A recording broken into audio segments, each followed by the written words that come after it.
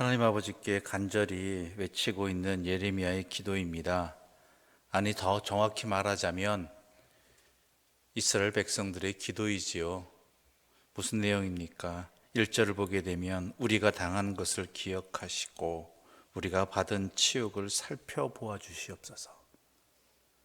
내가 지금 이 고통당하고 있는 것을, 내가 이 치욕을 당하고 있는 것을 좀 하나님께서 어떻게 좀 해주십시오. 바로 이것입니다. 이렇게 간구하고 있는 것이지요. 사실 그렇습니다. 이들이 당하고 있는 이 현장은 이 아픔의 현장, 슬픔의 현장, 정확히 말하자면 심판의 현장은 너무나 힘든 상황입니다. 2절을 보게 되면 기업이, 즉 자신들의 재산이 모두 이방 나라에 다 넘어갔다라는 것이죠. 그래서 아버지 없는 고아 같으며 또한 우리 어머니들은 남편 없는 과부 같다고 이야기할 정도입니다. 즉 모든 경제권을 상실한 대표적인 계층이 바로 성경에는 고아와 과부들을 이야기하지 않습니까? 경제적으로 전혀 힘쓸 수 없는, 아무 소득도 없는, 아니 고통받고 있는 이러한 상태의 가장 비참한 상태를 말하고 있는 것이죠. 또 4절을 보게 되면 이렇게 기록되어 있습니다. 우리가 은을 주고 물을 마시며 갑을 주고 나무들을 가져오며,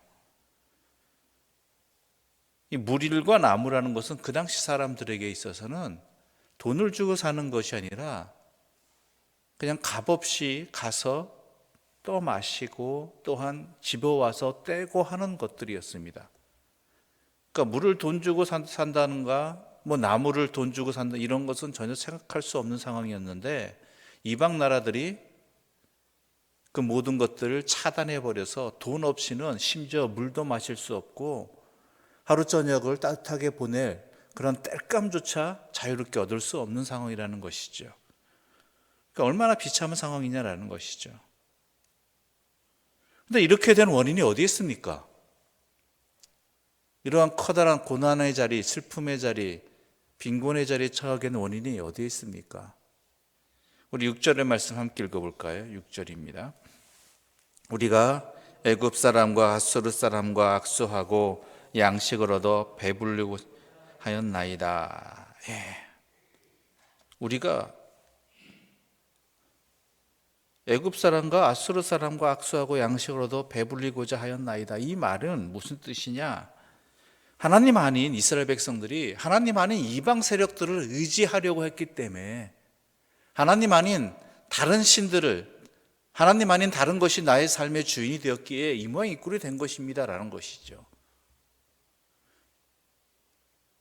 즉 어찌 보면 이 고난의 자리는 그들이 잘못한 대가입니다. 결과입니다. 응당 그들이 당하고도 남을 만한 행동들을 하였거든요. 하나님 앞에. 그런데 뭐라고 얘기해? 하나님께 우리가 당한 것을 기억하여 주시고 우리가 받은 치욕을 좀 살펴주십시오. 어찌 보면 염치불구한 모습이죠. 그렇죠? 하나님 앞에 불순종한 결과들인데 그것을 하나님 보러 어떻게 해달라고 간구한다는 것, 이건 말도 안 되는 일이잖아요. 그런데요, 이게 맞아요. 이것밖에 없습니다. 아버지께 불효하고 아버지께 불순종하고 아버지의 명예를 더럽혔다 할지라도 돌아갈 곳은 아버지께밖에 없다는 것이죠.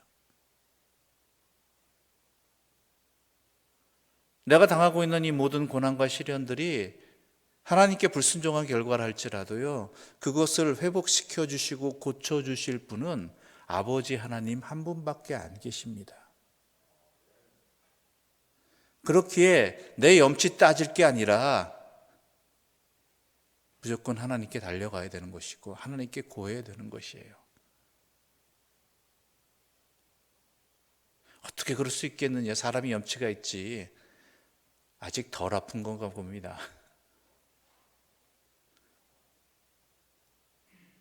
그런데 7절에 이런 말씀이 있습니다. 7절 말씀 우리 함께 읽어볼까요?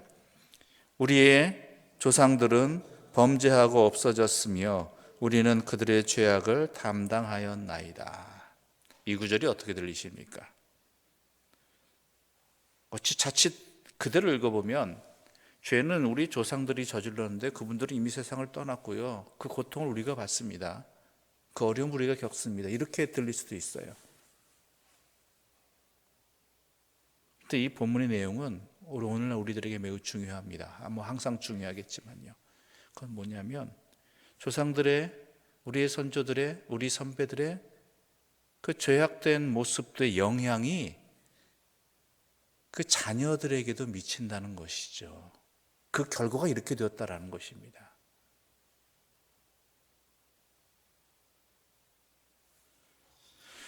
즉 부모의 죄로 인해 자식이 심판당한다는 의미가 아니라요, 부모가 행한 죄로 인해서 나타난 결과들이 자식이 누구 보고 닮아요? 부모 보고 닮는 거예요. 그렇게 살아도 되는 것처럼, 그게 맞는 것처럼, 지금까지 그렇게 선배들이 살아왔으니까 나도 그래도 되는 것처럼 영향을 받는다는 거예요. 그래서 그 결과가 이 모양 이 꼴이라는 것이죠.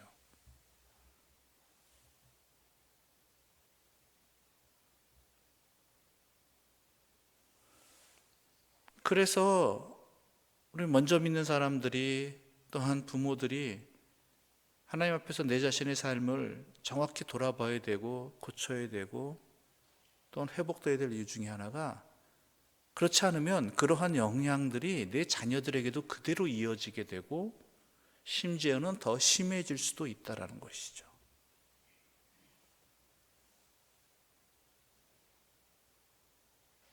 그렇지 않습니까? 가정에서도 부모의 좋지 않은 모습들이 안 그런 것 같은데 나중에 자녀들의 삶에 영향을 커다랗게 미치잖아요.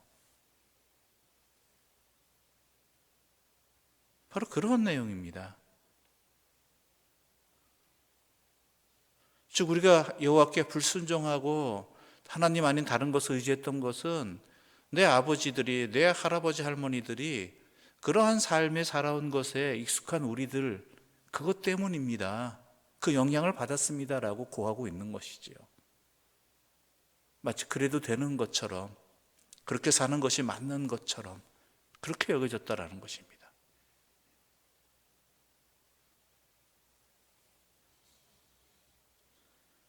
그러다 보니까 우리를 회복시키고 구하실 분은 오직 여호와 하나님 한 분밖에 없다라는 거예요.